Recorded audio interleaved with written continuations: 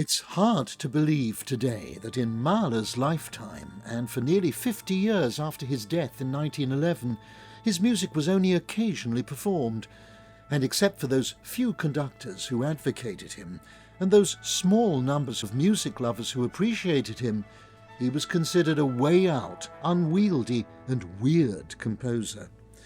I'm old enough to remember that word weird being used so often about Mahler when I was growing up in the 1950s. And another word I heard a lot, his music was indigestible, whatever that was supposed to mean. And then, suddenly, everything changed. Mahler himself said that his music would become accepted 50 years after his time, and his prophecy was extraordinarily accurate.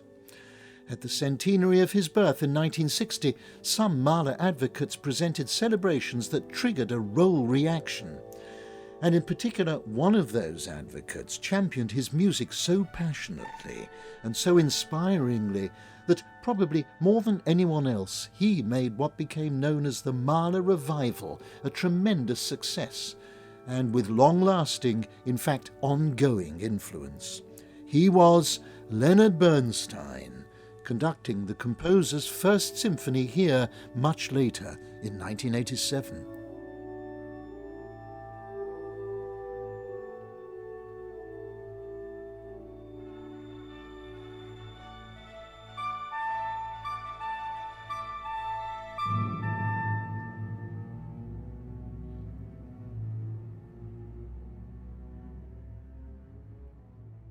It was really Leonard Bernstein who revived Mahler in our modern time. Without the efforts that Lenny Bernstein did to bring Mahler to the public, I think he wouldn't be as known or as well known as he is today. And without Bernstein, I think the Mahler that is so popular today, I mean, that profile he has in the consciousness of the music public probably may not have existed without Leonard Bernstein.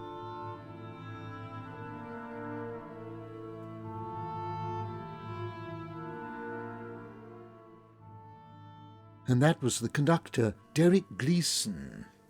He was first profoundly influenced by Leonard Bernstein when he played for him as a teenager in the European Community Youth Orchestra. Like most people who experienced Bernstein firsthand, be they musicians or audiences, he was spellbound, and very especially by Bernstein's way with Mahler. The way he so subtly but also so intensely captured that essential dichotomy and almost double personality conflict between the romantic and the bitter, the innocent and the knowing, and maybe most Mahlerian of all, the duality of joy and terror in life and death. The thing about Bernstein is I felt he produced theatre. It wasn't just a concert. And we talk about the great Mahler too. Now, I remember that so well. And a concert is about many, many things. It's about the audience, it's about the atmosphere, it's about where it's done. And he topped it all because he creates drama and theatre within himself as much as anything else. Now, a pure musicologist may look at some of the tempos, or they may look at some of the dynamics saying, well, it should have been this there, it should have been that there.